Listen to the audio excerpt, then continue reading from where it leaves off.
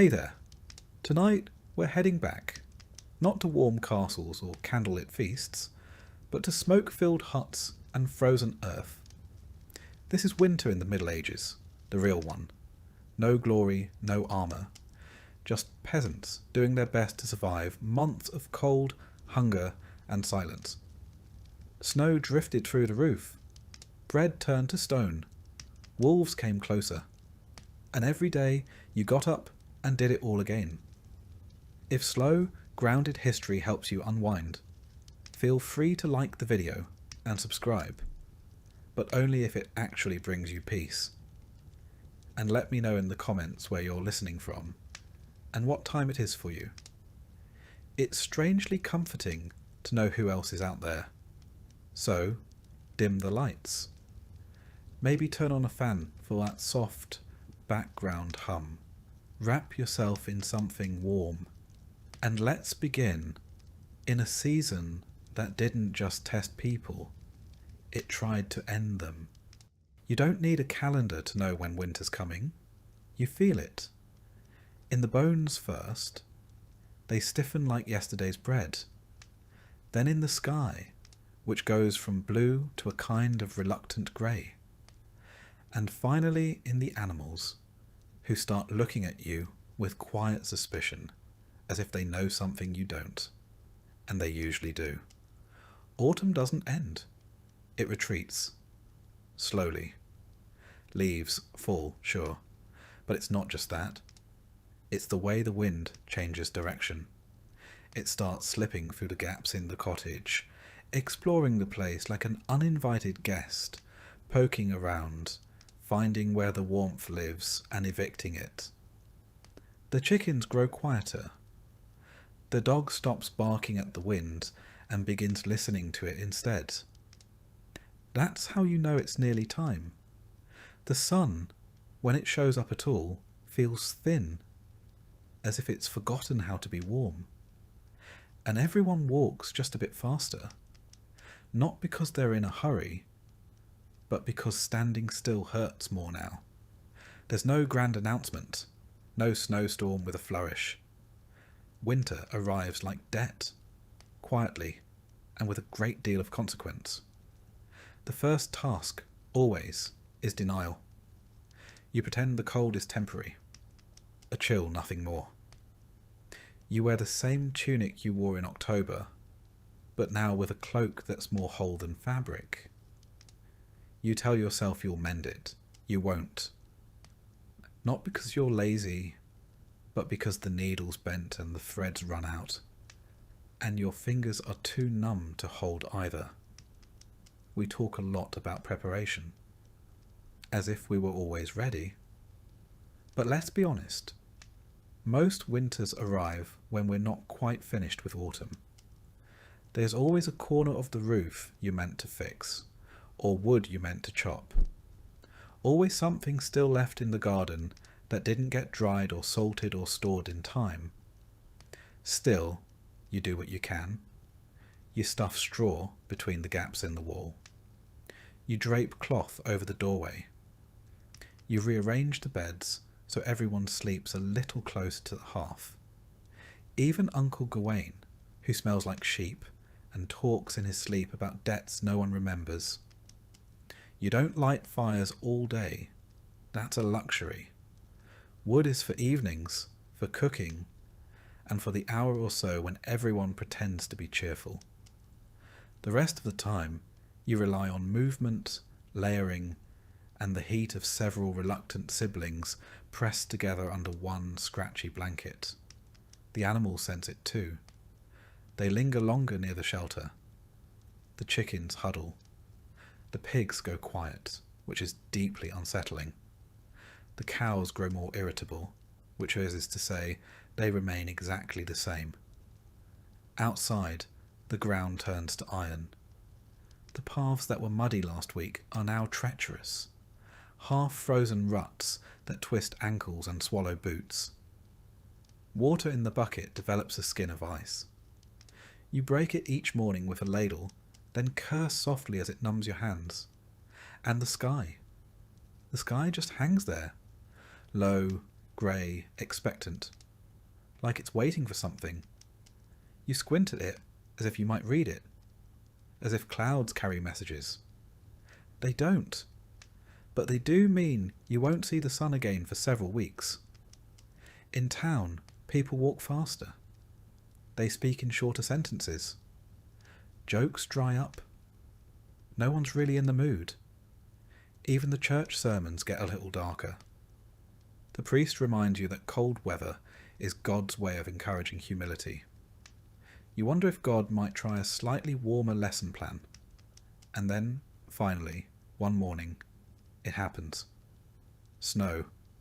Not a blizzard, not yet. Just a dusting. Like flour spilled across the fields. But it changes everything. The thatch turns white. The trees stiffen. Your breath comes out in little clouds, and every step outside sounds like you're stepping on old parchment. And with that snow comes the realization you're locked in now. The earth has closed up shop for the season. No more digging, no more planting. Nothing will grow. What you've already stored is all you've got. And if you didn't store enough, well, you'll learn how thin stew can really get. You begin to count things differently. Not in days, but in bundles. How many bundles of firewood left? How many sacks of grain? How many turnips? How many eggs this week? Not many, as the hens stop laying when it's cold. They prefer to huddle near the fire, just like everyone else. You keep yourself busy, even if nothing feels productive. You mend clothes, you scrape pans, you stir ashes, hoping a warm coal is hiding underneath. If there's time, and there often is, you spin wool. It's not just for making cloth. It's for keeping your hands moving, your mind occupied. Too much quiet, and your thoughts start getting ideas. The animals aren't just company. They're cohabitants. The warmer ones are invited inside. Not all at once. There are boundaries after all, but enough to turn the house into a communal stew of smells, sounds, and shared body heat. You get used to waking up with a goat breathing on your neck.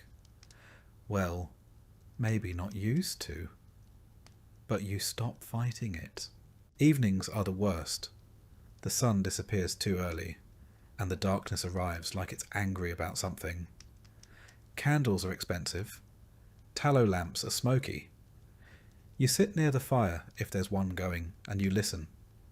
To stories. To wind. To the way the wood pops when it burns. Sometimes someone gets it in their head to tell a ghost story. This always seems like a good idea, until you realise you have to walk across the freezing yard to use the privy afterward. You run. You try not to trip. You definitely don't look into the shadows. And yet, winter isn't all misery. There's a rhythm to it. A kind of bitter predictability. You know the chores. You know the limits. And there's a strange camaraderie in knowing everyone else is miserable too. You learn to find comfort in small victories. Warm feet for 5 minutes. A stew that tastes slightly less like despair. A day without wind cutting through the cracks in the wall. You celebrate quietly, because the moment you laugh too loud, someone will remind you we've only just begun. Historically, we peasants didn't fare too well in winters. The little ice age, starting around the 14th century, brought harsher, longer winters across Europe. Rivers froze. Crops failed. In some years, the Rhine froze solid for months, and markets were held right on the ice. Yes, people shopped on frozen rivers, until the ice decided otherwise. In particularly bad years, like 1315 to 1317, rain ruined crops for seasons. It wasn't just cold, it was famine. Up to 30 million people affected. And when there's no food, people get imaginative. Cannibalism was whispered about. Infanticide too. Not dinner table conversation, but then again, we didn't always have dinner. But that's the thing about winter. It's not just about enduring the cold. It's about enduring each other. A family of 6, 3 goats, 2 chickens, and a bucket of salted fish sharing 20 square feet of living space? That's a social experiment with no exit. You hear every cough, every complaint, every unfortunate digestive development. Privacy becomes a myth. Modesty goes out with the sunlight. You do your best not to argue, not out of patience, but because it stirs up the air and lets in more cold. And so you settle in. You shrink your world down to a few feet around the fire. You learn the weight of every blanket, the creak of every board, the rhythm of the weather. Days shorten, nights lengthen, and time starts to dissolve into a sort of frozen soup. You're not living, exactly. You're enduring. And eventually, you stop asking how long winter will last. You just wake up each day and survive that one. If you're lucky, the firewood holds out. If you're very lucky, the roof does too. Because in a medieval winter, the cold doesn't knock. It lets itself in. And stays a while. And tomorrow it starts again. Winter doesn't just try to kill you with cold. It kills you with chores. And at the top of that frozen to-do list, wood. Endless amounts of it. You don't just need a few logs for ambience. You need firewood like your life depends on it, because it does. Everything revolves around fire. It cooks your food, warms your bones, dries your socks, scares off rats, and makes the house only mostly uninhabitable. Without it, you're not a peasant. You're a popsicle with taxes. But fire doesn't magically appear. It takes wood, lots of it. Cut, carried, chopped, stacked and cursed at. Gathering firewood is the medieval equivalent of having a second full-time job, except this one pays in back pain and frostbite. There's no chainsaw, no gas-powered anything. Just an axe that's been in the family so long you're not sure if it's a tool or an heirloom. The handle's cracked, the blade is blunt. But it's still better than using your hands, which, let's face it, you probably will anyway once the axe gets stuck in the 3rd log. You start in autumn, of course. Everyone says that. Start early. Except there's never enough time. The harvest runs late, your neighbour borrowed your axe, and you sprained your ankle trying to outrun an angry goose. So here you are in December, swinging steel at a tree like it insulted your mother, praying it falls in the right direction. And trees don't cooperate. They're heavy, unpredictable, and covered in snow. You cut one down, only to realise you still have to chop it, carry it, and stack it. Repeat 50 times. If you're lucky, your back just hurts. If you're not, the tree lands on you and you become a cautionary tale. Once the wood is chopped, it needs to dry. That takes months. So you burn it wet, which means it smokes, hisses, and barely burns at all. Congratulations. You've just turned your home into a tepid, smoky nightmare. Hope you weren't planning to breathe properly this winter. The rich, of course, have options. They hire people. They send servants into the woods while they sip wine in front of a roaring hearth. You are the servant, and your hearth is mostly a pile of wet twigs trying their best. Legally, you're not even allowed to gather wood in some places. Forests belong to lords. And if you're caught collecting kindling on noble land, the punishment ranges from fines to beatings to, occasionally, being made an example of. For picking up sticks. Yes, really. That's why many peasants turn to alternatives. things like peat, dried animal dung, or bundles of brush. These technically burn in the same way that technically soup counts as a meal. Peat gives off heat, but it also gives off a smell like wet ashes and regret. Dung burns surprisingly well, but let's not pretend anyone's happy about it. Still, you use what you have. You gather dried cow patties with frozen hands and pretend you're not inhaling memories of last summer's pasture. The good news? It's free. The bad news? Your cottage now smells like a campfire held inside a barn. Stacking firewood is an art. Too tight and it moulds. Too loose and it falls over and breaks your toe.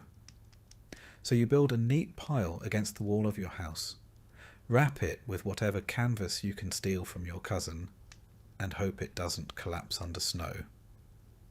It will. And you never have enough. That's the golden rule. Doesn't matter how much wood you cut. It's never enough. By February, you're down to burning fence posts, old furniture, or anything that vaguely resembles timber. There's no sentimentality. If it catches fire, it's fuel. You dream of firewood. You count logs instead of sheep. You have actual arguments over who burned the good stick too early. You ration embers. You hoard coals like they're treasure. And if you manage to find a particularly dry branch under the snow, you bring it home like a war trophy. Sleeping in winter is a gamble. If the fire dies out, the temperature inside drops to hope you wrote a will. You tuck in close, under layers of blankets, furs and other humans. Not because you like them, but because survival beats personal space. In some homes, livestock sleep inside too. Not out of kindness, out of necessity. Chickens provide eggs and ambient warmth. Pigs are radiators with hooves. Cows are basically space heaters that moo. It's not cosy. It's crowded, noisy, and smells like a petting zoo collapsed into a soup kitchen. But it's marginally better than freezing to death. Historically, peasants didn't just rely on personal effort. Communities often worked together to chop and haul wood. It was less about bonding and more about shared suffering. Everyone had blisters. Everyone was freezing. Everyone was equally miserable, which made it slightly easier to endure. In some regions, people used wood-saving tricks. Clay ovens were shared. Communal fires were maintained all day.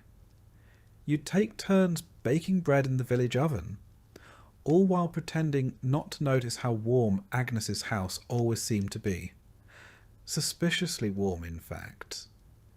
Women and children gathered kindling, not because it was easier, but because that's just how the labour got divided.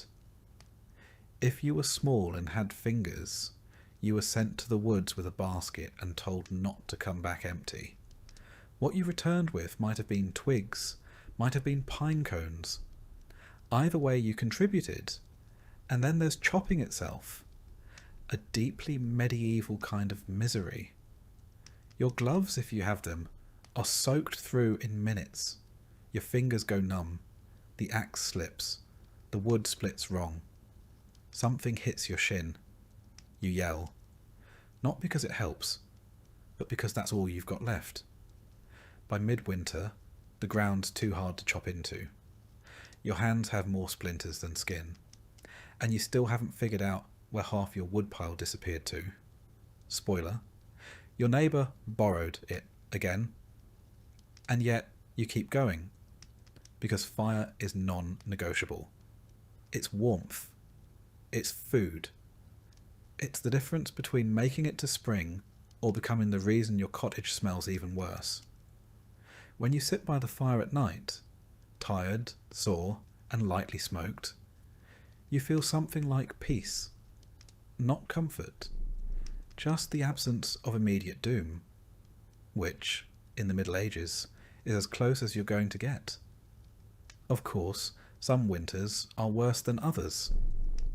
You remember the bad ones by name. The winter of 43 when the roof collapsed, or the long freeze when the river turned to stone and everyone tried ice skating in wooden shoes. Some didn't make it. A few froze. A few just left and never came back. You stop asking questions after a while. The firewood dwindles. The wind whistles. You find yourself eyeing furniture a little differently.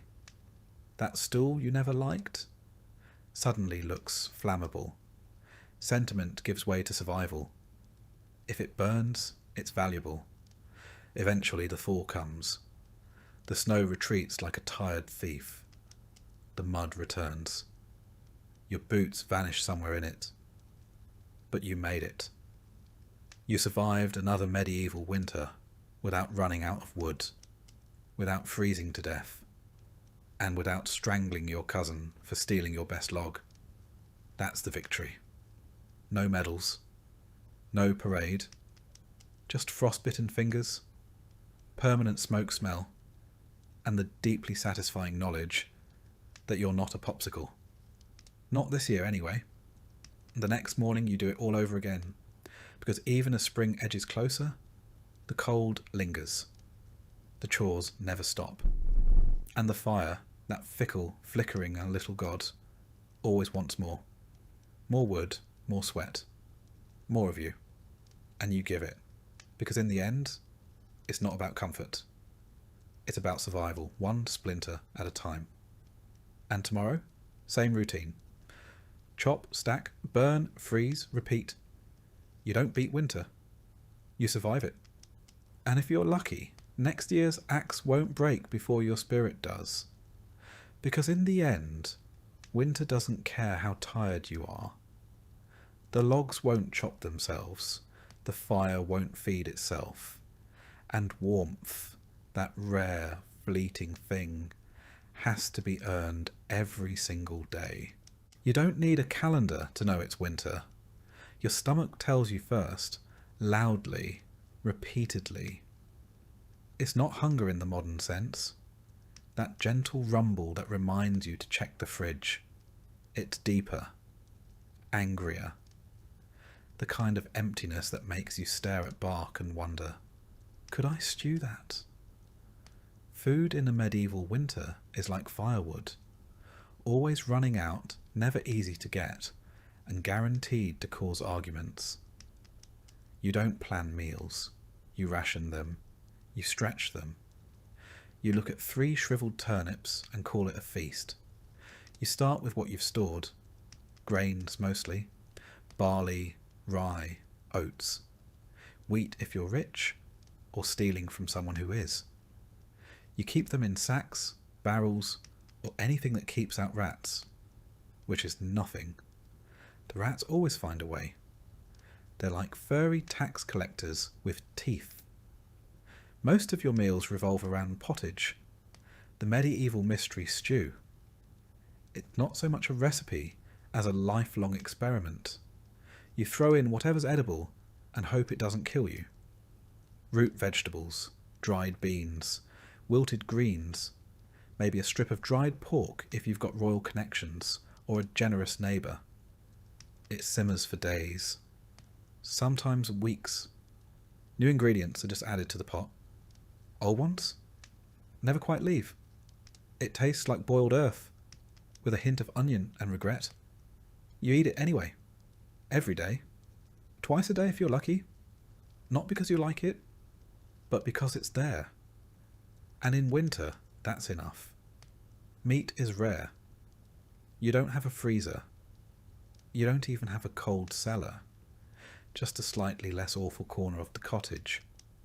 If you did slaughter something in the fall, a pig, a goat, your neighbour's least favourite chicken, you salt it, smoke it, dry it, and then hide it from everyone in the house, especially the kids. Kids will eat anything, including raw bacon and the string you tied it with.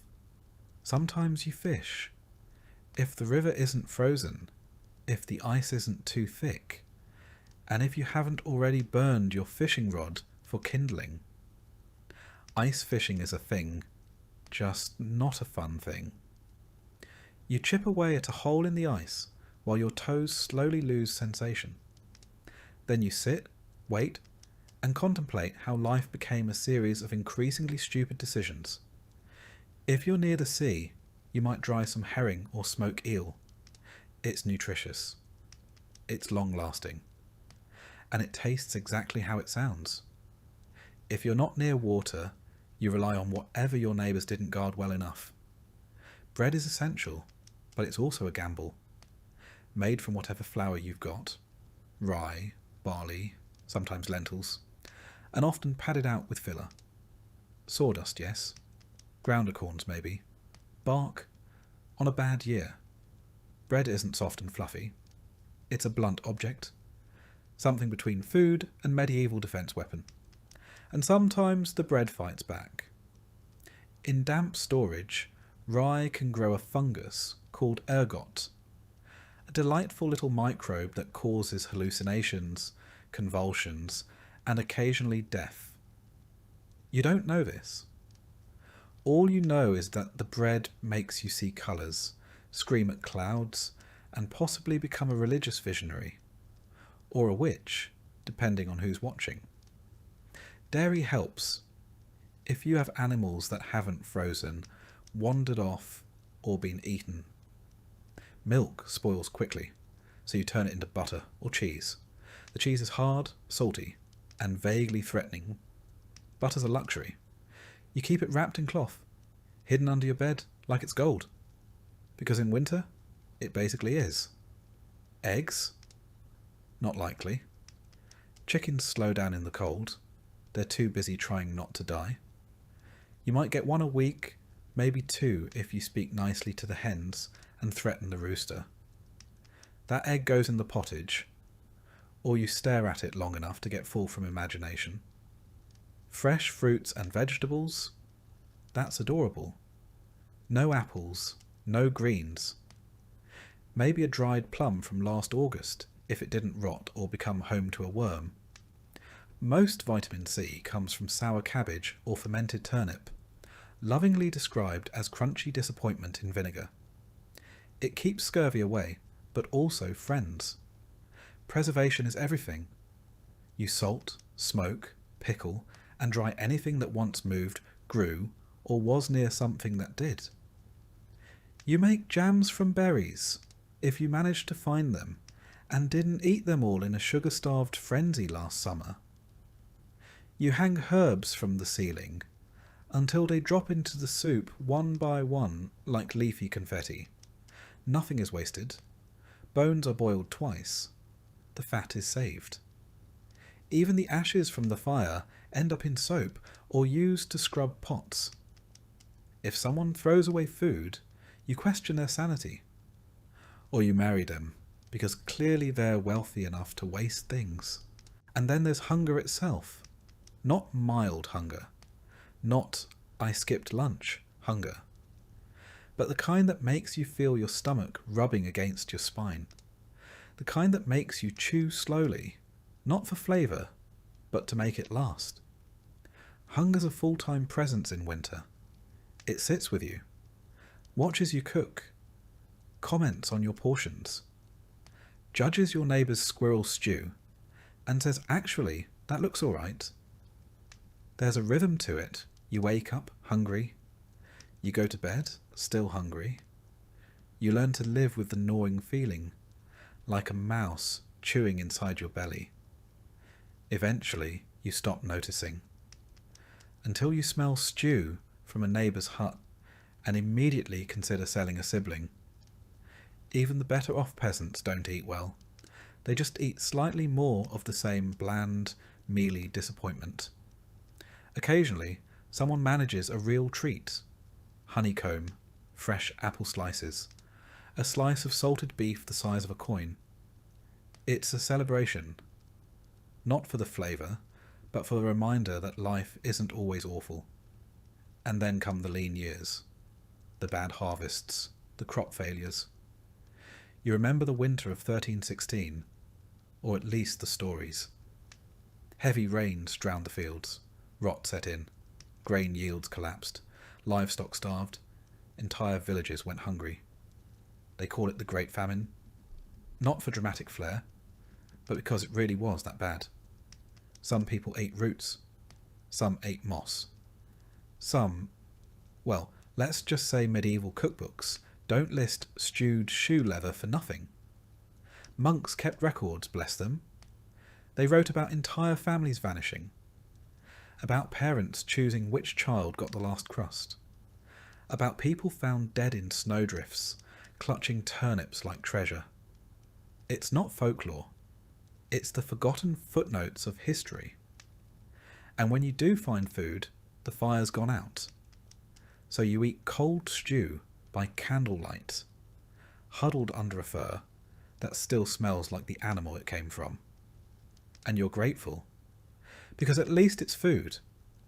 At least you get to chew something that isn't your own lip. Meals are short, the hunger is long. You scrape your bowl clean, not out of manners, but because you need every crumb. You lick your fingers, you scrape the pot, you consider eating the pot, then remember it's your only one. Your body changes, you move slower, you lose weight. You don't call it dieting, you call it still alive, and yet you keep going. Because hunger is a fact, not a crisis. You don't expect to feel full, you just hope not to feel worse. That's winter. Not a battle, but a negotiation between you, your pantry, and the number of meals until April. There's no holiday feast unless you're lucky or well connected. Maybe you save a sausage for Christmas. Maybe a neighbour shares a pie made with mystery meat and courage. You don't ask questions. You eat, you smile, and you try not to cry when it's gone in 3 bites. Even the celebration foods are practical. Spiced ale, if you can afford spices. Nut cakes, if anyone had nuts. Pies filled with dried fruits, soaked in syrup and desperation. They're more ritual than indulgence. A way to remind yourself that joy exists, even if it's crusted in soot and shared with a dozen shivering relatives. So, what did you eat in a medieval winter? Anything that wouldn't eat you first. Anything you could preserve, hide or boil until it stopped arguing. You didn't dine, you survived. Because in the end, hunger wears a wool coat. It wraps around you. It stays close. It whispers in your ear. And when spring finally arrives, the first green shoot you see, you don't admire it. You bite it. Your home in the Middle Ages is not a refuge. It is not a sanctuary. It is not, by any modern standard, a building.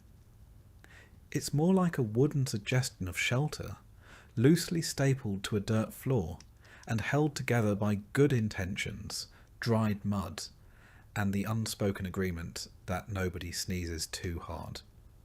Let's start with the walls. Wattle and daub if you're lucky. That's woven wooden strips covered in mud, straw, and whatever else was lying around. Cow dung, hair, gossip. You pack it all together and pray it hardens before the next storm hits. Spoiler, it doesn't. On a good day, the wind whistles through the cracks. On a bad day, the wind howls through like it owns the place and wants rent. There is no insulation. There is no sealant. There's just the outside and slightly less outside. Your roof is thatched, of course, which sounds quaint until you realise it's just dried plant matter arranged in a vaguely triangular shape. It leaks constantly. Rain comes in. Snow piles up. Birds nest in it. Mice move in and start charging rent. If you're lucky, it only partially collapses during a storm. If you're not, you wake up with your ceiling in your lap and a chicken on your face. The floor? Dirt? Just dirt? If it's muddy, you wait. If it's frozen, you slip. If it's dry, it turns to dust and gets into everything. Your lungs, your eyes, your soup. You try throwing down straw to soften it, which lasts approximately 6 hours before turning into a trampled, mouldy paste that somehow smells like feet and despair. Windows? Don't be silly. Glass is for churches and rich people. You have holes. If you're feeling fancy, maybe you stretch some oiled parchment over the opening. It lets in light and also every draught between now and Easter. Curtains? Number cloth is too valuable to waste on luxuries like privacy. Doors barely latch. Hinges groan like wounded animals. You can barricade it with a log, or if you're short on logs, because you've already burned them for heat, maybe just hope the wind isn't in a mischievous mood. Fireplaces are central, but not in a cosy way. There's a fire pit in the middle of the room.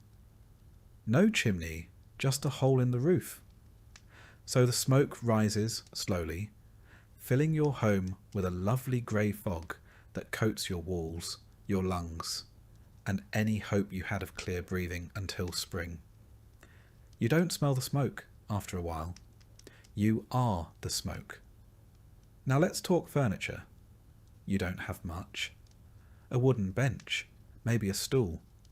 A table if you're living the high life. Beds are shared with your spouse, your children, and occasionally livestock. The mattress is straw stuffed into a sack, which sounds fine until you remember that straw doesn't stay fluffy. It compresses, moulds, and invites bugs. Your pillow is another sack. If you're lucky, it's full of feathers. If you're not, it's just more straw, possibly slightly less crunchy. Blankets? Wool, if you've got it. Or furs, if something nearby died recently. Most nights, you sleep in your clothes, under everything you own, hoping body heat plus faith equals survival. And if your fire dies out overnight, you wake up frozen in your own breath cloud, questioning every decision that led to this point. Heating the place is a challenge. You keep the fire going, sure, but heat rises, smoke rises, and unfortunately, you're sleeping on the floor, which means your toes freeze while your rafters get a lovely sauna experience. Stones around the hearth help. They absorb heat and release it slowly, but only if you have enough fuel to make them warm in the first place. You seal up cracks with moss, cloth, or mud. It doesn't work. The wind finds a way. It always finds a way. There are days when you swear the air inside is colder than the air outside. And you do something about it, but your fingers are too numb to untie your cloak. Lighting's another delight. You've got tallow candles, which drip, sputter, and reek of beef fat. Or rushlights. Reeds dipped in animal grease, which burn like someone tried to weaponize a salad. The smoke from these mingles with the hearth smoke, until the whole room is a low-hanging haze of medieval asthma triggers. And let's not forget the noise. Thin walls mean you hear everything. The wind, the livestock, your neighbour sneezing, your own stomach growling back at you, like it's filing a complaint. Privacy? A myth? Solitude? Only if you walk into the forest and don't come back. Of course, it's not just people living here. Your cottage shares space with animals. Chickens nest in corners. A goat sleeps under the table. If you've got a cow, she lives in the lean-to attached to the wall, unless it's too cold, in which case she joins you in the main room. There is no such thing as indoor and outdoor. There is only not dead from the cold. This makes the house warmer, slightly. It also makes it louder, messier, and smell like a barn that recently lost a bet. You sweep the floors, but the dirt just rearranges itself. The straw bedding smells like old milk. And if a chicken decides to lay an egg next to your head in the middle of the night, you say thank you and try to fall back asleep before it poops on your blanket. Your roof also houses guests, birds, rats, insects. The thatch is thick enough for nesting, which means, come spring, you'll hear the pitter-patter of tiny feet above you at all hours. Sometimes they fall in. It's normal. You scream. The rat screams. And then you both pretend it never happened. Maintenance? Constant. Daub cracks. Rafters bend. Doors sag. The wind tears the roof. You fix what you can with what you have, and which is string, hope, and a very dull knife. You can't afford nails. You wedge things into place. You hammer wood together using a rock and a prayer. And if it's raining and the roof's leaking, you don't grab a bucket. You grab all the buckets. You position them around the house like you're trying to win a very sad game of splash chess. You learn which spots drip first. You name them. You curse them. You learn to sleep around them. It's not all doom. There are warm moments. The fire catches well. Someone shares a fur. A draft stops for no reason. You convince yourself it's your craftsmanship. You huddle close with your family and pretend the smell is comforting. It's not. But it is familiar. Still you endure it. Because this isn't just a pile of timber and bad smells. It's home. It's where you were born, where your children were born, and where someone probably died last week. You patch it. You sweep it. You whisper to it in winter, like it's a sick relative. Just hold on a little longer. You don't compare it to a castle. You compare it to not freezing to death. And by that measure, it's doing fine. Some wealthier peasants whitewash the walls. Not for luxury, for lice. The lime kills bugs. A fresh coat every year keeps the walls bright and the infestations mostly cosmetic. You think about doing it. You even collect the lime. But then the firewood runs out again. You hang herbs to make the air smell nicer. They dry out, crumble, fall into your soup. You eat them anyway. The taste is weird, but you tell yourself it's seasoning. It's not. And every so often you dream of a second room, of a wooden floor, of a roof that doesn't make you flinch every time a breeze picks up. You don't expect it. You just let the thought sit with you while you stitch another patch into the wall and listen to the rain come through the ceiling. Because in the end, your house isn't warm or dry or peaceful, but it's still standing. And in a medieval winter, that's about as close to luxury as you're ever going to get. It's dawn, or close enough. There's a faint light outside that might be the sun, or just the moon giving up. Either way, it's time to get up. Not because you're rested, you're not. Not because you're excited, you're definitely not. But because your life depends on getting things done before frostbite, famine, or your neighbour's goat beats you to the water source. There's no weekend. There's no me time. There's barely enough time to scrape the frost off your eyebrows. Every day is a repeat of the last. Gather, mend, feed, carry, boil, patch, repeat. Winter in medieval Europe is a season-long to-do list, written in mud, smoke, and fatigue. First job, get the fire going. You hope the embers survived the night. If not, you're back to flint and steel, hunched over kindling with frozen fingers, and breath so visible it could be mistaken for a ghost. Wood is precious. You use it sparingly. A good fire means warmth, food, light, and life. A bad one means all of the above slowly slip away while you pretend you're not crying from smoke. Once the fire's going, or at least coughing along like an asthmatic squirrel, it's time for water. The bucket is heavy, the The stream is half frozen, and the path is icy enough to host the worst Olympics event in history. Peasant figure skating. You fall, you spill, you curse the ice, the bucket, and the cruel joke that is winter. Then you do it again, because water doesn't fetch itself. Back home, you boil it.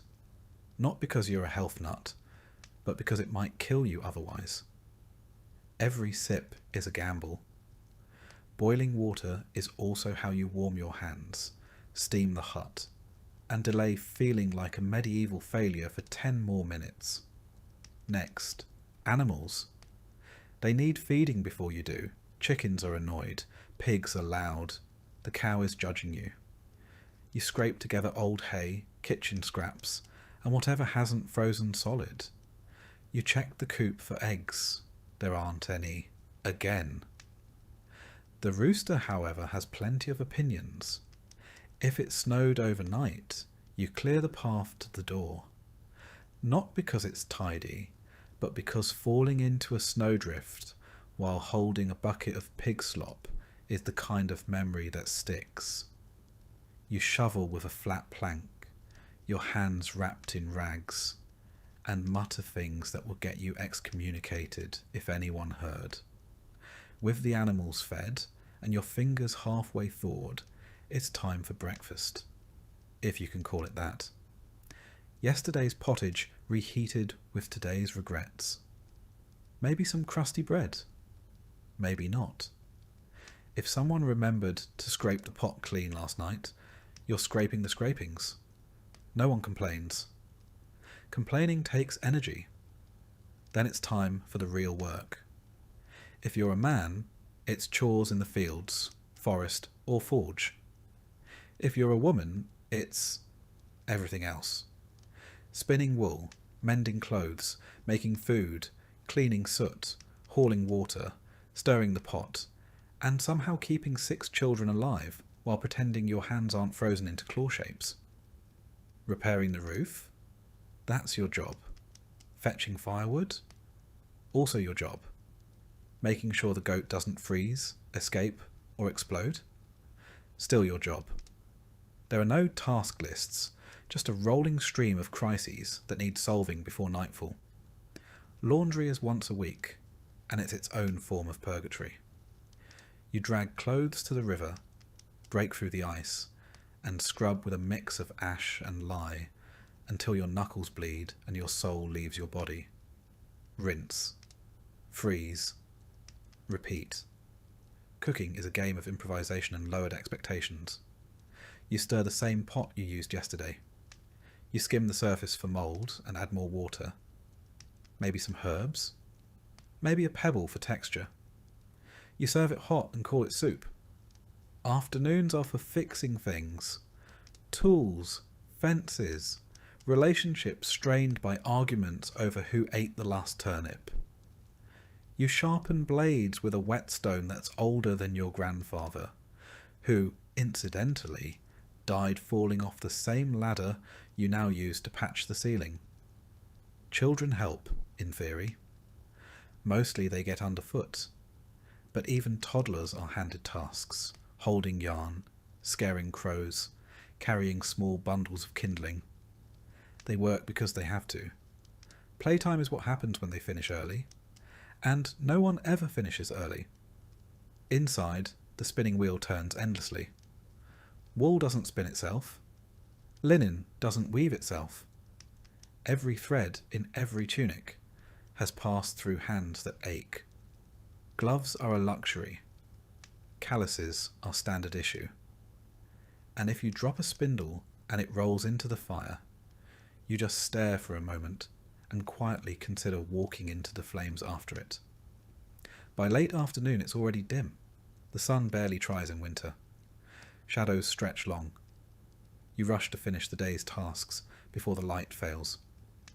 You patch walls with mud, rehang door hinges, fix a leaking roof with nothing but straw, a rock, and wildly misplaced optimism.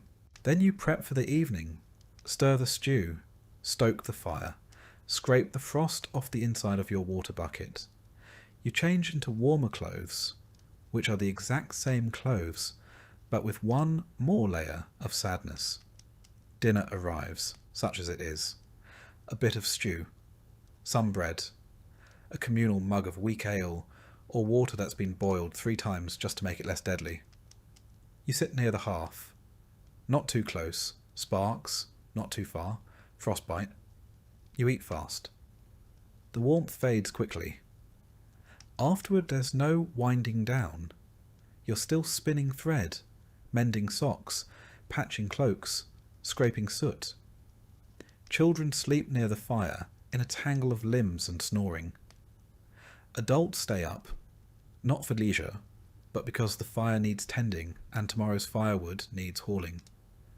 If you're lucky, there's a song.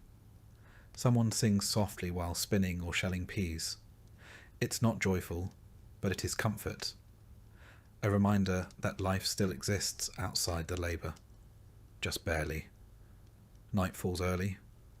You lay down in the same clothes, under the same damp blanket, on the same straw mattress. You listen to the wind rattle the shutters. You hear the goat fart in its sleep. You hope the roof holds. You hope tomorrow is warmer, or at least not worse. You fall asleep mid-thought. Not because you're calm, but because exhaustion is the only lullaby you can afford. Of course, this is just one day. Tomorrow you do it all again. Every chore repeats. Every moment aches. There's no such thing as catching up, only falling behind more slowly. Holidays are rare and misleading. A day off might mean attending church in the cold, standing for hours while a priest reminds you that suffering is good for the soul. Then you return home and catch up on the chores you couldn't do because of all that spiritual enrichment. The rhythm of winter life is monotony with stakes. You don't do chores to feel productive. You do them because not doing them means someone doesn't eat, doesn't warm up, doesn't make it through February. The margin for error is microscopic. A torn cloak, a lost hat, a broken tool, all potential disasters. Every task, no matter how small, hums with quiet urgency. And still, you keep going, because you must. Because no one else is going to haul that water, mend that wall, feed that goat, or boil that grey, slightly suspicious stew. This is your life. This is your winter. And the chore never ends. Sometimes you wonder what it would be like to rest. Truly rest. To sit, to breathe, to not have a list in your head that stretches from dawn to dusk. But rest is a luxury. Movement is survival. So you shift the logs, fold the wool, quiet the baby. Nod to your spouse across the hearth. Another day done. Another set just like it to come. The work doesn't stop, but neither do you. Even in sleep, your body aches with memory. The blisters, the burns, the bruises. They don't heal. They just become part of you. Like the smoke in your clothes. Like the frost on the windowsill. Like the life you never chose, but live anyway. You don't choose to get sick in the Middle Ages. You just wake up one morning and realise your nose won't stop running. Your throat feels like you gargled pine cones. And someone seems to be inflating your joints from the inside. Congratulations. You're now fighting off something that doesn't have a name, a cure, or even polite bedside manner. You're not sure if it's a cold, the flu, or medieval tuberculosis. But it's yours now. Getting sick in the winter is almost a rite of passage. The hut is damp. The air is cold. The fire went out during the night, and you've been breathing in smoke, goat dander, and spores from the wall moss since October.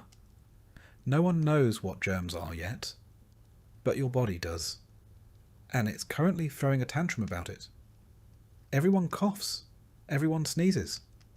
No one covers their mouth, because nobody has tissues, And personal hygiene is just a rumour. The children are all sick. The old people are sick. The livestock might be sick. You? You're holding on, barely, by drinking boiled nettle tea and hoping the smell alone doesn't finish you off. The remedies? Oh, you're going to love them. There's bleeding, of course. That's the go-to for everything from headaches to heartbreak. Someone shows up with a dull knife or a friendly neighbourhood leech and decides the solution to your fever is less blood. Does it work? Absolutely not. Does it make you lightheaded enough to forget your symptoms for a while? Yes, actually.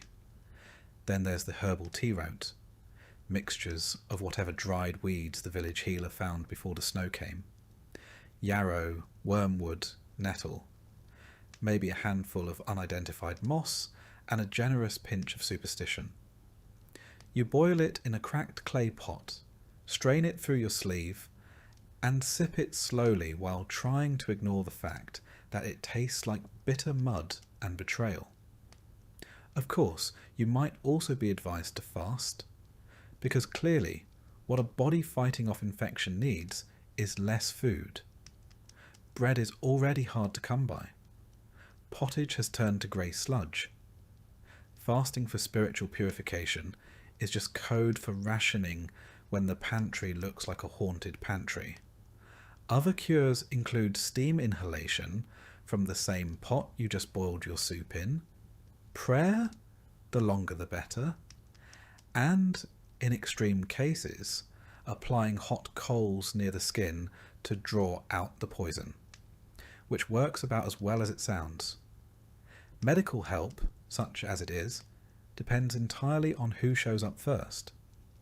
If it's the village healer, you might get a poultice and some herbs. If it's the priest, expect prayers, holy water, and a gentle reminder that maybe you brought this on yourself by skipping mass. And if it's the barber surgeon, well, start writing your will. The barber surgeon arrives with a sack of instruments that haven't seen soap since the last plague. He's cheerfully optimistic. You, less so. He looks at your swollen leg and mutters something about humours, then pulls out a saw and a tankard of ale. Anaesthetic? Don't be silly. You'll bite on a stick and scream into the void like everyone else. Sometimes they'll prescribe purging, either up or down, depending on which end is more offended by your condition. Laxatives made from boiled bark or dried beetles, emetics brewed from wine and sadness. You're not just sick anymore. You're violently sick, aggressively sick, the kind of sick that leaves you questioning your commitment to staying alive. Still, some people do recover. You lie in your straw bed for days, sweating through wool, alternating between shivering and hallucinating. The fire is low. The hut is dark. The air smells like damp wool and whatever herbal nightmare you drank earlier. And somehow you pull through. But not everyone is so lucky. Illness spreads fast in a small sealed box filled with smoke, livestock, and zero ventilation. You cough. Your child coughs. Your neighbour coughs through the wall. Within a few days, half the village is sniffling, wheezing, or laid out flat under mouldy blankets, being fed onion water and last rites in equal measure. No one knows what's causing it, so naturally people guess. Maybe it's bad air. Maybe it's a curse. Maybe old Maud gave someone a funny look in church last week, and now the whole street's coughing blood. Superstition mixes with desperation until you're hanging herbs over doorways, burning dried sage, and sleeping with iron under the bed to ward off evil spirits. It doesn't work, but at least it smells nicer than the goat. The worst part is you can't stop working. You're sick, but the firewood still needs chopping. The cow still needs milking. Your kids still expect dinner. even if it's just a steaming bowl of hope and nettles. Rest is a luxury reserved for corpses. So you stagger out of bed, wrap yourself in every piece of wool you own, and shuffle through the snow like a disgruntled ghost. And all the while, the risk looms that this won't just be a cold, that it's the start of something darker. Typhoid, pneumonia, the kind of thing that doesn't announce itself, just takes you quietly in the night. That's the real fear, not the pain, but the silence that follows. If the sickness gets worse, the signs are clear. The fever spikes. Your breath rattles. You stop getting out of bed. Someone lays a cloth over your forehead and pretends it's helping. The priest is summoned. Not the healer, not the barber. Just the man in robes who says it's time to prepare your soul.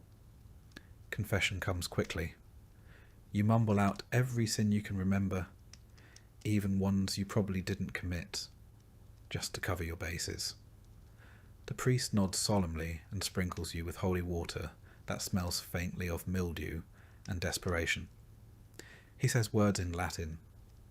You don't understand them, but they sound final. Your family gathers. No one says it, but they're preparing. The pot of herbs simmers quietly. Bread is saved. A blanket is tucked in a little tighter. There's a moment, just one, where you lock eyes with your spouse and realise neither of you is sure which of you will survive this winter. But sometimes, mercifully, the fever breaks. One morning, you wake up and the fire is still burning. Your breath doesn't catch. Your fingers can move. The room still smells like death warmed over, but at least it's warm. You've made it, barely, and now comes the long road back to functional. Recovery, however, is not glamorous. Your legs are weak. Your back aches. You haven't eaten solid food in days, and even if you had some, your stomach's not convinced it wants it. You get up too fast and nearly faint into the fire. Your first trip outside feels like crossing a frozen tundra on legs made of disappointment. No one throws a celebration. You just pick up where you left off. There's kindling to split, cloaks to mend, and a suspiciously bloated pig to investigate. If your voice still cracks from the infection, too bad. If you lost a few pounds, well, silver lining, less strain on your shoes. And just because you survived this one doesn't mean you're done. Illness never really leaves. It waits. In the corner, in the wind, in the shared mug or the unwashed cloth. You live in a world where health is a passing visitor, not a resident. Still, you carry on, because there's no other option. You cough less. You breathe a little easier. You no longer see strange shapes in the corner of the room. The colour returns to your face, along with the weight of everything that still needs doing. Because in the Middle Ages, illness comes free. But survival, that's extra. You don't brag about surviving. You don't even talk about it. You just wake up the next day, pull on your patched tunic, and start hauling water again. Because in this world, staying alive is the only proof you ever get that you were strong enough. And even that, in a winter like this, feels like a small kind of miracle. Truly, authority in medieval Europe wasn't a suggestion. It was a fact of life, like mud, cold, and that one neighbour who always smells like pickled turnips. And in the dead of winter, when hunger thinned patience and tempers ran short, obedience wasn't just expected, it was enforced. You don't talk back. You don't complain. You don't ask why unless you enjoy the taste of public punishment and splinters. From the lord of the manor to the local priest, everyone above you in the hierarchy expects immediate compliance. And they've got a belt, a staff, or a scripture ready to remind you. Start with the Manor Lord. He owns the land. Technically, you don't even rent it. You just live there, like a tolerated parasite. You farm his fields, pay your dues, and bow when he rides past, even if your back's already broken. If he says jump, you ask how high, then jump anyway just in case he meant it metaphorically. Refuse? That's cute. Let's see how funny that is when he finds you, takes your grain, or throws you in the stocks during a snowstorm. The stocks, by the way, are winter's least cosy seating arrangement. Wooden planks clamp your arms and neck, while your neighbours get to walk by and admire your poor life choices. It's cold. It's humiliating. And if someone's feeling festive, they might throw something. Turnips if they're nice, rocks if they're not. You don't protest. That might get you a second round. But lords weren't your only problem. The church was just as powerful, and arguably more terrifying. God might forgive, but the local priest? Not so much. He watches everything. Who misses Mass? Who works on holy days?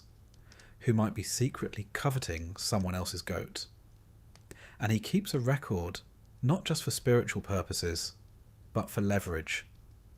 One misplaced comment and suddenly you're accused of blasphemy, or witchcraft, or worse, forgetting to tithe. Speaking of tithes, they're not optional. You give 1/10 of everything you produce, even if that means you don't have enough left for yourself. Grain, eggs, chickens, your dignity. The church takes its share. And if you fall short, you don't get a reminder notice. You get a sermon delivered in front of everyone, complete with meaningful stares and eternal consequences. The preacher's power isn't in muscle, it's in memory. He remembers who skipped prayers, who whispered during Mass, who dared to question why Lent means eating boiled weeds for 6 weeks. And in the winter, when everyone's cranky and coughing, it doesn't take much to land yourself in the pulpit's line of fire. Then there's the law, or whatever passes for it. The constable is often just a farmer with a stick and a vague sense of authority. Laws are less about justice and more about keeping people in line. Steal bread, lose a hand. Say something cheeky to a noble, lose a tongue. Gossip too loudly, get fitted for a scold's bridle. A lovely little iron mask with a mouthpiece designed to make you think twice before speaking a third time. Even private matters come with public consequences. If your child misbehaves, you're blamed. If your spouse curses, you both suffer. Discipline is a community affair. The whipping post doesn't care whose idea it was, just that someone gets hit. And don't get too clever. Intelligence, in this world, is suspicious. Reading is for priests. Curiosity is for troublemakers. If you ask too many questions, someone might accuse you of sorcery, which comes with a complimentary drowning or bonfire. If you're a woman, the rules are even stricter. You obey your father, then your husband, then your son, in that order. You speak softly, work constantly, and never give anyone a reason to point at you and whisper witch, because once that word is in the air, it doesn't matter what you've done. Healing someone? Witch. Knowing how herbs work? Witch. Talking back? Witch with extra kindling. And let's not forget your fellow villagers. They're not just bystanders. They're part of the system. That neighbour who smiled at you during market might report you for working on a saint's feast day. That cousin who borrows your firewood might also casually mention you muttered something unholy in your sleep. Surveillance isn't digital. It's human and deeply nosy. It's a culture of control. Everyone watches everyone else, and nobody is safe. The cold only sharpens the paranoia. Long nights breed longer grudges. One small slight, a stolen tool, a bad trade, a missing hen, can escalate into accusations, punishment, and public shame. And there's no appeal process. The closest thing to justice is hoping your lord is in a good mood and your priest didn't stub his toe on the altar steps that morning. Even jokes are dangerous. Say the wrong thing in the wrong tone near the wrong person, and suddenly your sense of humour is considered evidence of sedition. Laughter is fine, if it's at the Lord's joke, at the priest's sermon, or at someone currently in the stocks. Anything else is suspicious. Winter makes everything worse. People are hungrier, colder, and meaner. Punishments hit harder when your skin's already chapped and your spirit's already cracked. A slap in summer is an inconvenience. In winter, it's a deep sting that doesn't fade for days. And with no ointments, you're left to treat your bruises with snow and silence. There's no village meeting to discuss grievances. There's just top-down orders and bottom-up obedience. And if you push back, if you speak your mind, advocate for fairness, or question why Father Thomas gets extra rations every Friday, well, you're courting a punishment that might outlive your usefulness to the village. Even animals get better treatment if they're productive. A healthy ox is more valuable than an injured peasant. A goat that gives milk gets fed before you do. Your worth is measured in output and obedience, not opinion. Stay in your place. Stay quiet. Stay useful. That's the unspoken motto, and winter only underlines it in frost. And yet, people adapt. They learn to bow without bending too far. They master the art of polite silence. They say yes with their mouth and not today with their eyes. Obedience becomes a skill, part survival tactic, part social performance. Children learn early.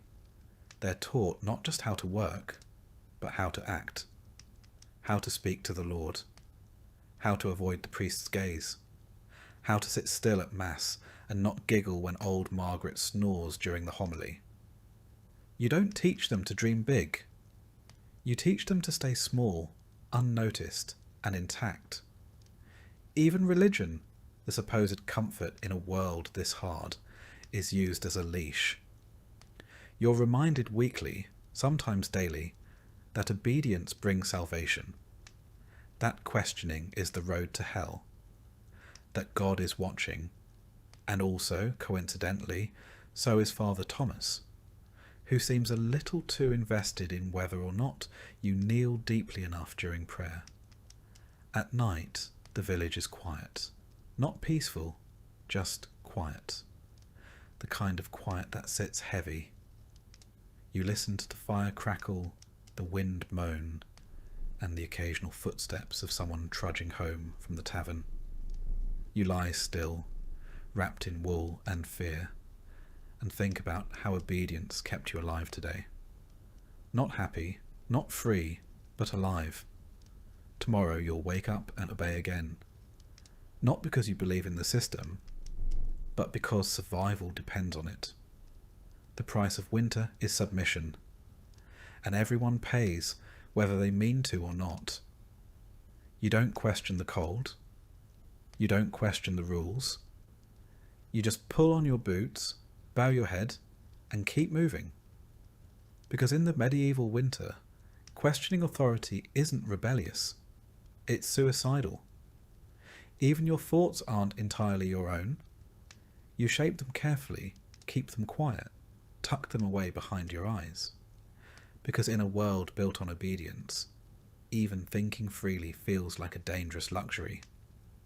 So you obey, you endure, and you wait for spring. Because in winter, even rebellion freezes. And you've got enough to survive without adding heresy to the list. So you lower your eyes, seal your lips, and carry on, like everyone else. You're not alone out here. And that's not meant in the comforting sense. The kind people say when offering a hug. It's the kind whispered by your inner voice when something howls in the woods and your door isn't quite shut right. Because in the medieval winter, you are surrounded by things that want your food, your warmth, and occasionally your face. Wolves are the obvious concern. By December, they're starving. By January, they're bold. They prowl the edges of the forest, closer now than in summer, noses lifted toward your chimney smoke. They smell meat. They smell fear. They smell you. And when you walk alone, maybe to fetch firewood, maybe to empty the slop bucket, they watch. Sometimes they follow. They rarely attack outright, but you've heard stories. Everyone has.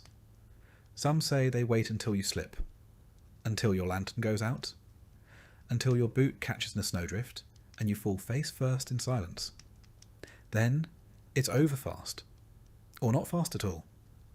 But wolves aren't the only ones watching. There are smaller predators, quieter, sneakier, and often already inside. Rats don't care about the cold. They've made themselves at home, tucked behind sacks of barley, scurrying under your straw beds, nibbling anything remotely edible, and some things that aren't. You've heard them at night, the gnawing, the skittering. The occasional scream from someone discovering a rat had made a nest in the laundry pile. They eat grain, soap, leather. They chew through your shoes, your belts, the bindings of the only book in town. If it can be chewed, it will be. And when food runs low, truly low, rats become more than pests. They become a test of what you're willing to kill in the name of dinner. Cats help when you've got them, but a good mouser in winter is almost worth more than a child. And they know it.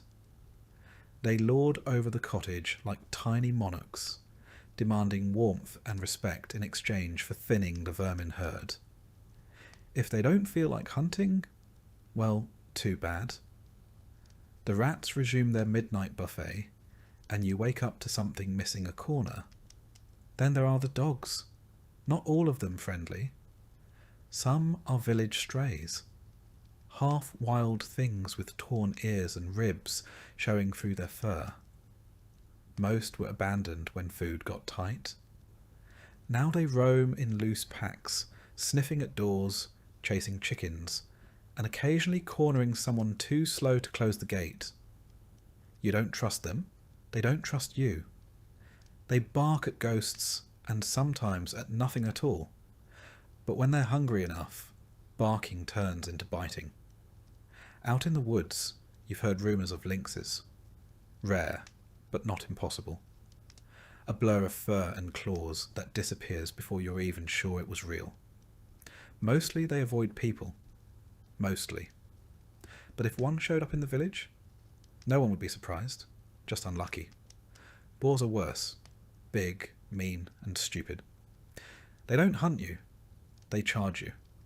Especially if they're cornered or desperate. You've heard of men losing legs to a wild boar tusk. Or lives. In the leanest months, some still try to hunt them for meat. Sometimes they come back with dinner. Sometimes they don't come back at all. And just when you think the outside is bad, remember, the inside isn't much safer. The cold drives more than rats indoors. Spiders, beetles, centipedes, things that crawl and crunch underfoot, all come looking for warmth. You step on them barefoot at dawn and pretend not to scream. You sweep them into the hearth and watch them sizzle, then go back to stirring your soup like nothing happened.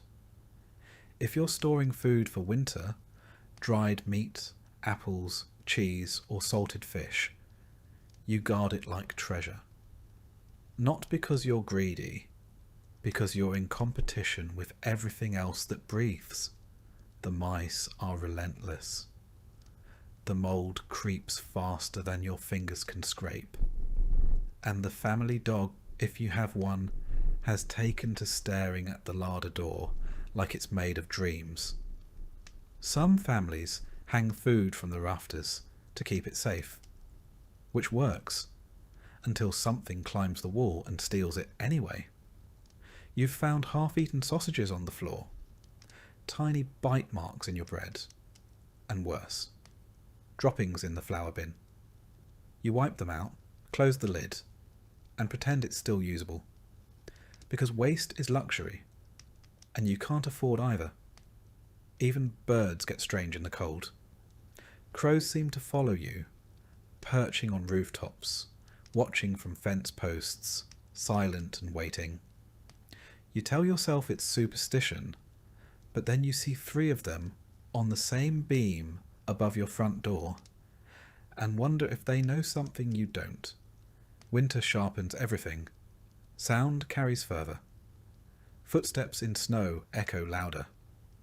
When you hear something outside, snapping branches, low growls, even the rhythmic crunch of approaching boots, your heart doesn't race. It locks up. Because sometimes it isn't an animal. Sometimes it's a person who's just as hungry as a wolf, and twice as desperate. Bandits don't take the season off. They're colder, hungrier, and more reckless. If they think your family has food, they might try the door, or break it down, which is why you sleep lightly with a blade near the bed, dull, rusted, but sharp enough to give you a fighting chance. You pray you never have to use it. And so, every noise becomes a question. Every gust of wind, every creak in the roof, every bump against the wall. Is it just the cold settling in? Or something trying to get in? You start to learn the language of winter. The way snow falls when something has moved through it. The silence that means something's watching. You listen differently. You think differently. You begin to count your food in days, not weight. You tuck your hands under your arms whenever you're not working, not because it's warm, but because frostbite doesn't ask permission. And you never, ever let your guard down. Because predators don't knock. They don't announce themselves. They just arrive, teeth bared, claws out, cold as the season itself. The church might preach that God watches over you, even in winter. But God doesn't patrol your chicken coop. He doesn't chase rats out of the cellar. And he doesn't leave tracks in the snow just beyond your door. So you check the locks. You double knot the rope. You leave the fire burning low and the knife where you can reach it. And when you sleep, it's the kind that ends at the smallest sound. Half rest, half readiness. Because winter isn't just cold. It's alive. It's hungry. And it's always waiting. In the mornings, you check for tracks. Not out of curiosity. Out of necessity. A single line of paw prints across your garden means something visited. Maybe just passing through. Maybe scouting. Sometimes it's foxes, nosing around the chicken coop. Sometimes it's worse. You shovel snow from the path, not just to walk safely, but to erase evidence. To make your home look less tempting to whatever might be watching from the tree line. Some people hang charms above their doors. Bits of bone, carved wood, sprigs of dried herbs. Protection, they say. Against animals. Against spirits. Against luck turning sour. Whether they work is anyone's guess. But no one dares remove them. Your dreams turn strange. Teeth. Eyes. Heavy footsteps. You wake in a sweat, breath fogging in the cold air, and listen, just in case. Because winter in the medieval world doesn't just test your strength, it tests your sanity. It frays your nerves, your sleep, your sense of safety. Every dark night is a dare. Every howl a reminder. Out here, you're not at the top of the food chain. You're just another creature trying to survive the cold. So you carry on. Eyes open, doors shut tight.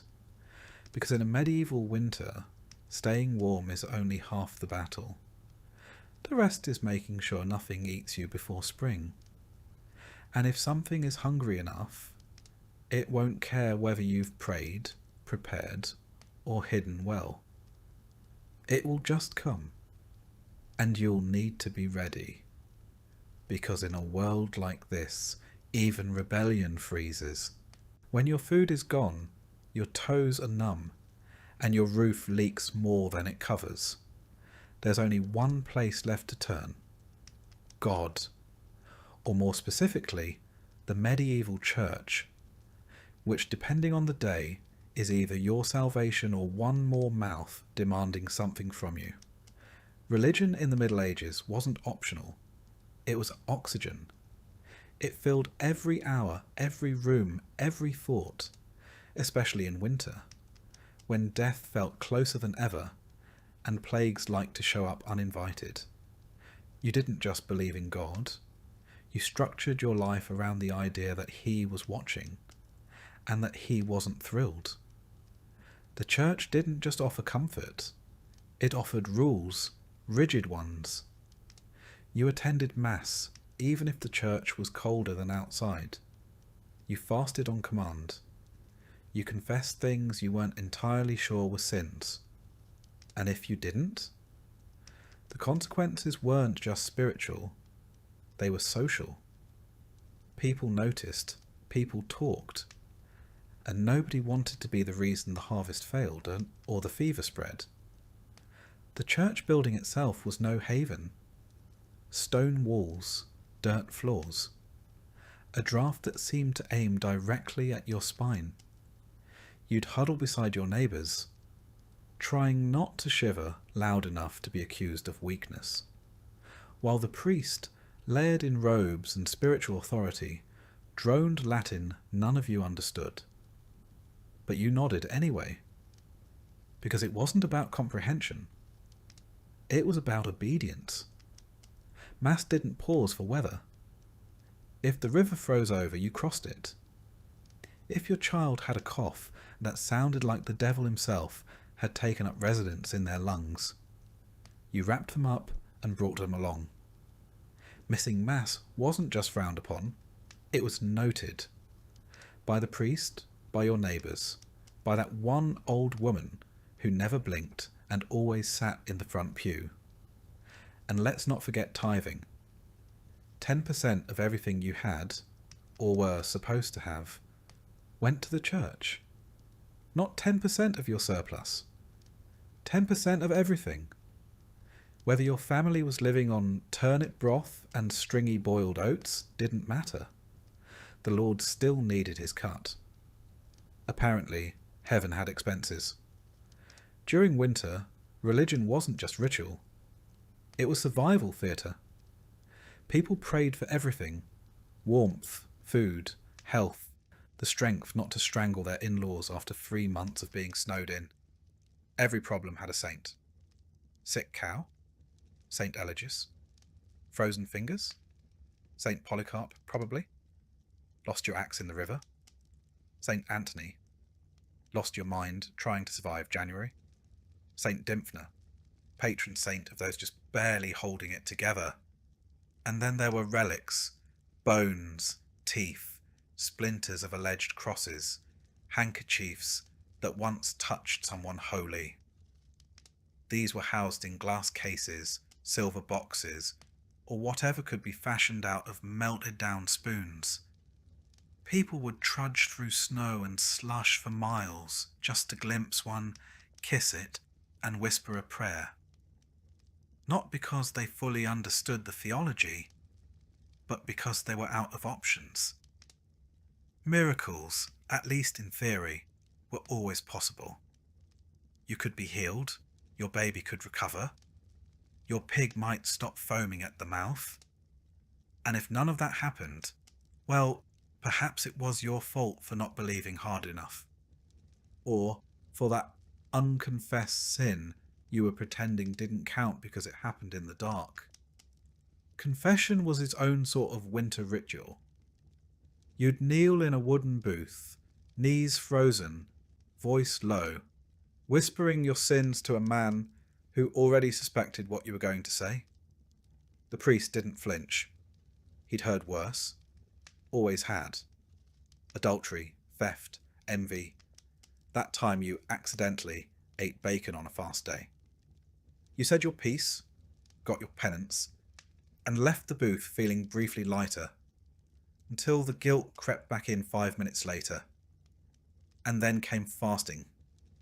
Advent, Lent, Saint days, no meat, no eggs, sometimes no dairy, in the middle of winter. When you already hadn't tasted meat in a month, and your last egg froze solid before you could crack it. You'd huddle over your sad little stew, made from whatever hadn't moulded yet, and call it holy sacrifice. But you didn't dare question it. The church was everywhere. It owned land. It controlled calendars. It collected dues. And it told you explicitly that everything you endured in this life would be worth it if you followed the rules. And if you didn't, eternal fire.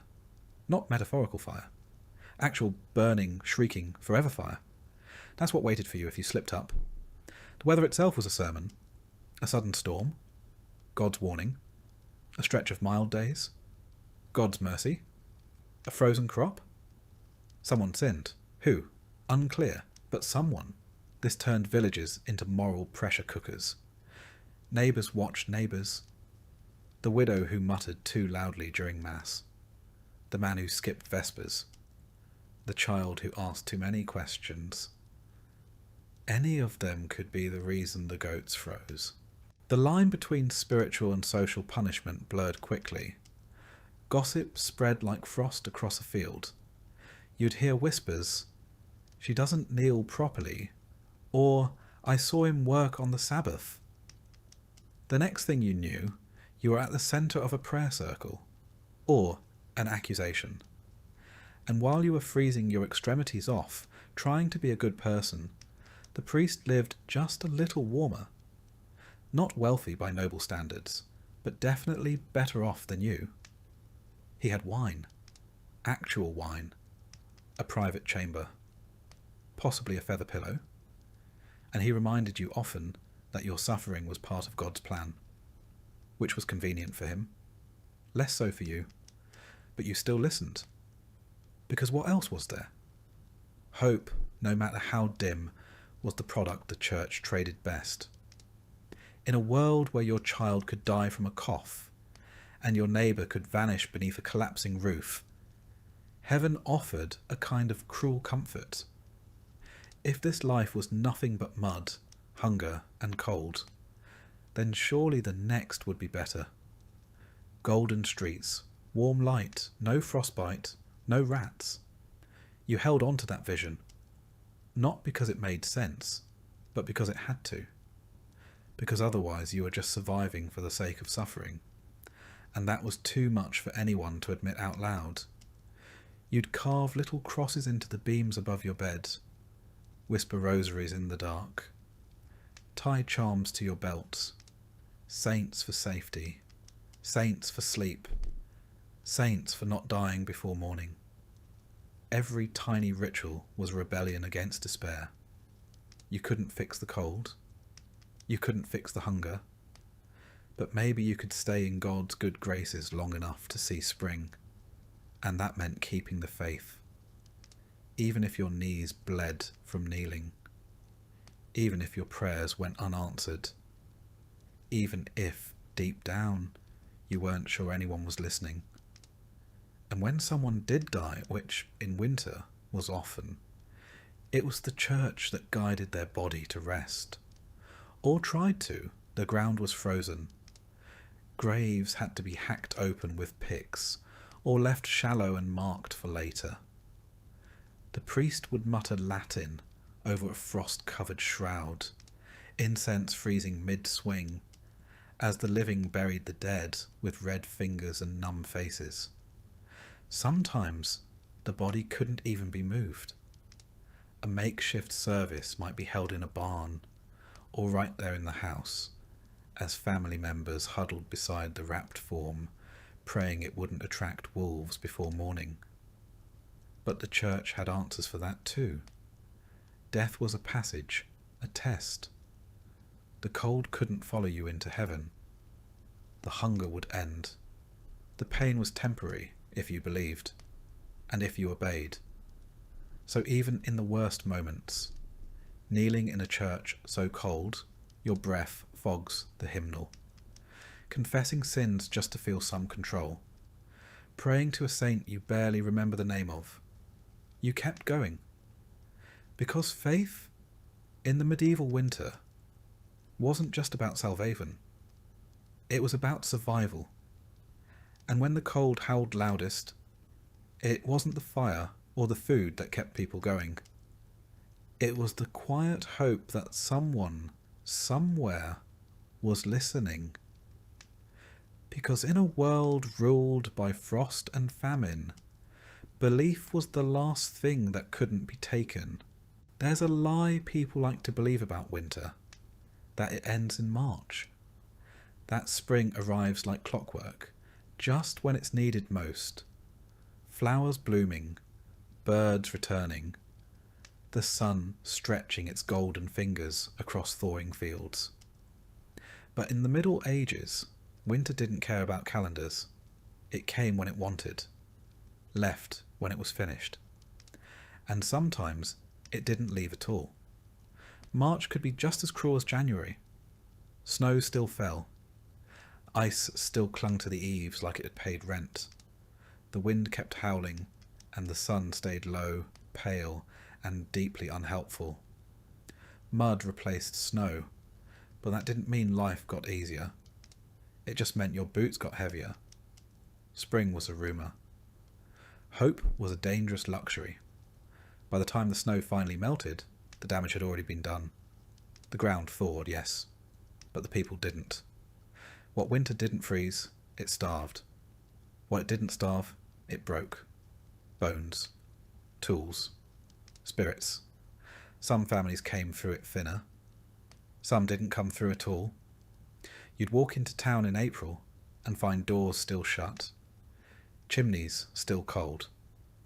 No smoke, no footprints, just silence and that particular kind of stillness that means someone didn't make it. Maybe it was the old man whose cough never got better. Maybe it was the woman who gave her bread to her children until there wasn't enough left for herself. Maybe it was the child who got sick in February and just faded. Funerals were quiet affairs, if they happened at all.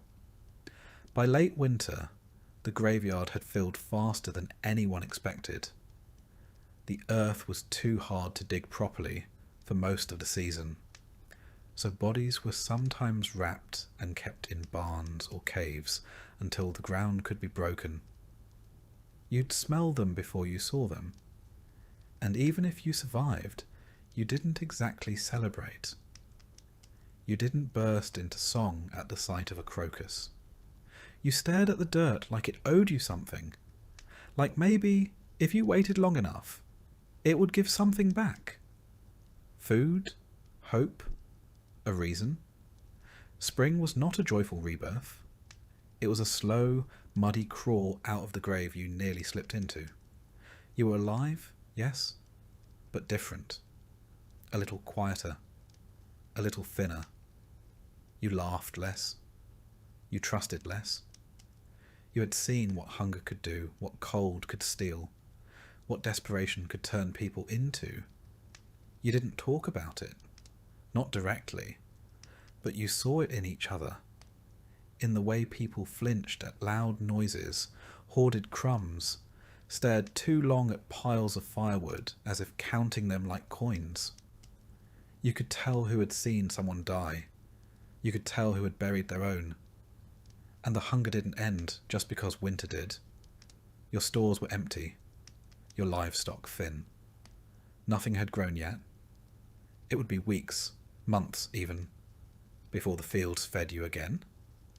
Until then, it was the waiting game. You boiled the same roots. You baked the same rock-hard bread. You hoped the rains came and not another frost. And then there was the work. Winter didn't just starve you. It broke your tools, rotted your thatch, collapsed your sheds. Spring meant fixing everything. Fences, roofs, wheels, muscles. You had to patch, plant, chop, haul. There were no breaks, just new tasks stacked on top of the old ones. You planted seeds with fingers still cracked from frost. You hoed soil while coughing up the tail end of a January illness. You did all this while pretending you weren't still hungry, weren't still grieving, weren't still having dreams about being chased barefoot through snow by something with your brother's face. Records from the time, where they exist, speak more in silence than statistics. Parish logs list who was buried, but not why. Chroniclers write of harsh seasons, of unusual mortalities.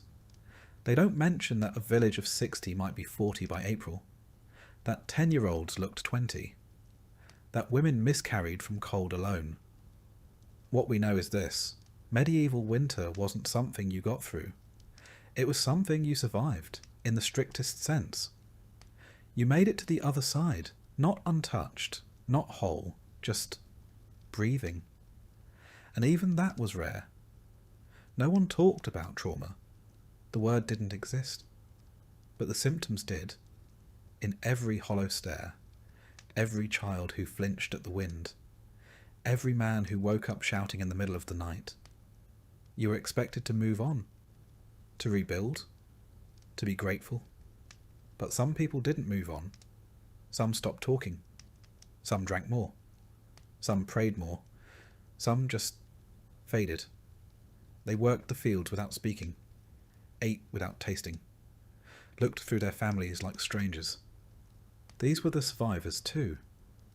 The church offered language for some of it: divine testing, trials, purification through suffering. But even that started to feel thin when your baby didn't wake up, or your mother was buried with the thaw. God's will only goes so far before it starts sounding like a shrug. But still, you kept going, because there wasn't another option. You fed the chickens. You mended the door. You taught your surviving child how to tell if the flour had gone sour. Life resumed, not because it got better, but because no one told it to stop. And eventually, one day in late May, something green would appear. Not much, just a sprout. A weed, probably. But still.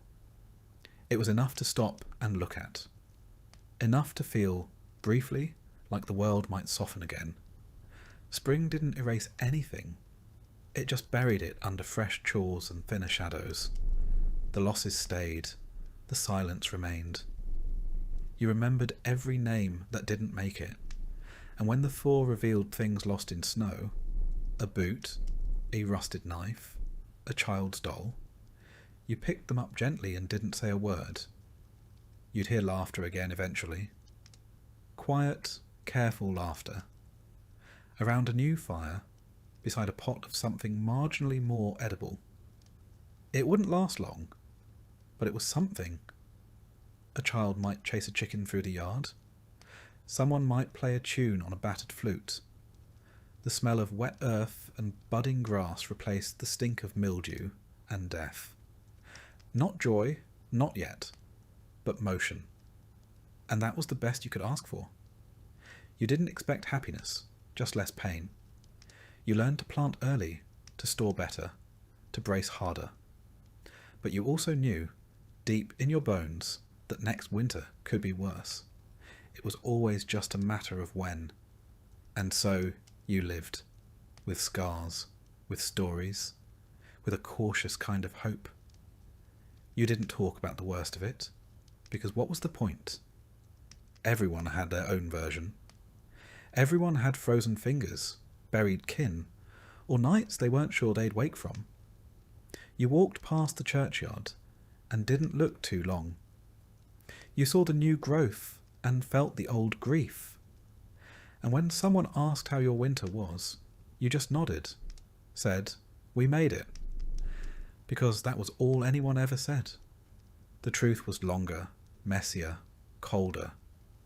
It lived in the corners of the room, in the way you wrapped your cloak tighter, even in the sun, in the way you counted your food twice, in the way you listened for wolves, even in spring. Survival wasn't triumph. It was just endurance. But in the Middle Ages, that was enough. So you wiped your hands, fed the fire, planted the next seed, and waited for the cold to come again. Because in a time when nothing was promised, not warmth, not food, not tomorrow, making it through winter was the closest thing peasants had to a miracle. And for most, there were no songs, no records, no legacies, just another spring, and the quiet proof that they were still here. Because survival didn't make you a hero, it just meant you were still standing when the snow finally gave up. And that, in the medieval winter, was the only victory that mattered. One more breath, one more season. Endure.